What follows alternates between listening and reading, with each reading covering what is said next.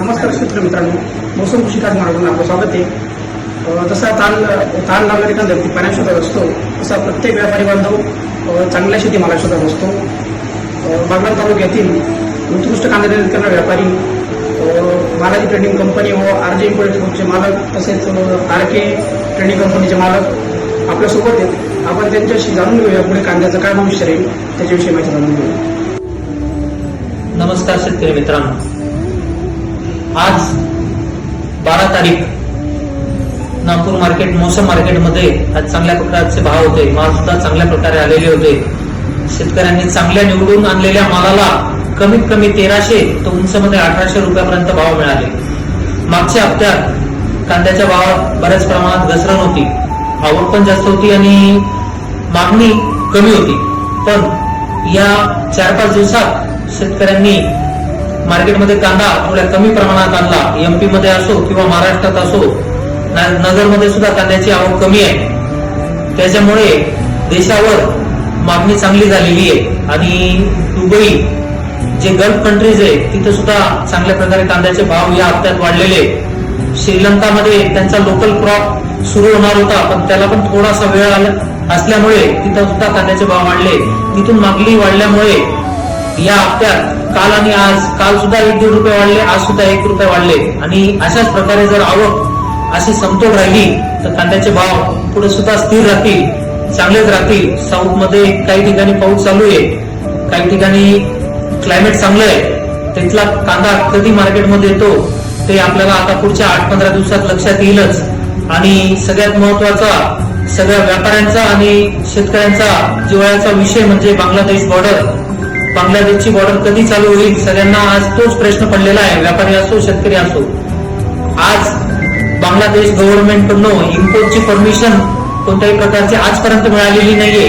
बांगलादेशमध्ये 60-70 रुपये तिथल्या चलनाचे भाव आहेत. त्याच्यामुळे तिथं सुद्धा कांद्याची टंचाई आहे. पण बांगलादेश गव्हर्नमेंट काय निर्णय घेतो आणि केव्हा IP म्हणजे इम्पोर्ट परमिशन देतो याच्याकडे सगळ्यांचं लक्ष लागू नये. ती जर परमिशन 15 ऑगस्ट नंतर जर लवकरात लवकर मिळाली तर अजून मार्केटमध्ये 1-1.5 रुपये भाव वाढू शकतात किंवा स्थिर राहण्यात निश्चितच मदत होईल, असा सर्व व्यापारी बांधवांचा वाटत आहे. तरी याच्यानंतर शेतकरी बांधवांनी आपला माल चांगला प्रतवारी करून मोसम मार्केटमध्ये विकण्यास आणावा, असं सर्व व्यापारी असोसिएशन आणि मोसम मार्केट तर्फे सर्व व्यापाऱ्यांना विनंती करतो. थांबतो. जय हिंद, जय भारत.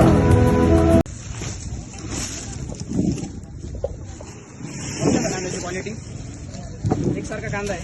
काय बघा आता 1800 रुपये. कुठला कांदा आहे? नामपूरचा कांदा आहे. 1800 रुपये गेलेला आहे. बियाणं कोणतं झालं? पंचगंगा रॉयल पिंकचं बियाणं होतं त्यांचं. 1 नंबर क्वालिटीमध्ये कांदा आहे. सुपर साईज आहे एकदम.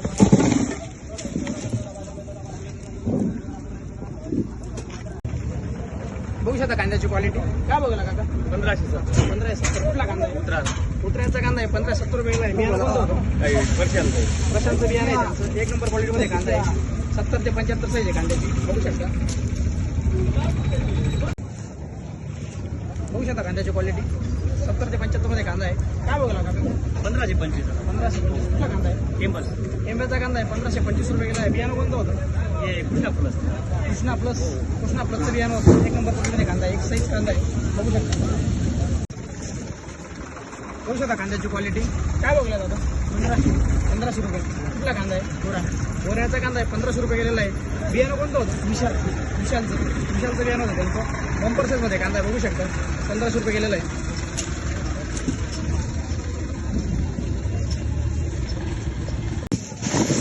बघू शकता कांद्याची क्वालिटी. मीडियम साईजमध्ये कांदा आहे. काय बघायला भाऊ? 1570. कुठला कांदा आहे? खालच्या टेम्याचा कांदा आहे. 1570 रुपये गेलेला आहे. बियाणं कोणतं होतं भाऊ? प्रशांतचं बियाणं होतं त्यांचं. पावडर खूपच मारली जरा, थोडी जास्तच पावडर मारलेली. 1570 रुपयाला बघू शकता कांद्याची क्वालिटी. मीडियम साईजमध्ये कांदा आहे. काय बघायला काका? 1590. कुठला कांदा आहे? रिझर्व्हचा कांदा आहे. 1590 रुपये गेला. बियाणं कोणतं होतं? प्रसादचं बियाणं होतं त्यांचं. 1590 रुपये गेला. बघू शकता बघू शकता कांद्याची क्वालिटी. काय बघायला भाऊ? 1590 1590. कुठला कांदा आहे? नांदी नांदेडचा कांदा आहे. 1590 रुपयाला. बियाणं कोणतं होतं? आपल्या घरगुती घरगुती बियाणं होतं त्यांचं. मीडियम साईज आहे कांदा आहे. काय वाटतं मोसम मार्केटबद्दल? काही चांगला आहे आता rate मार्केट. वाढलेत ना भाऊ?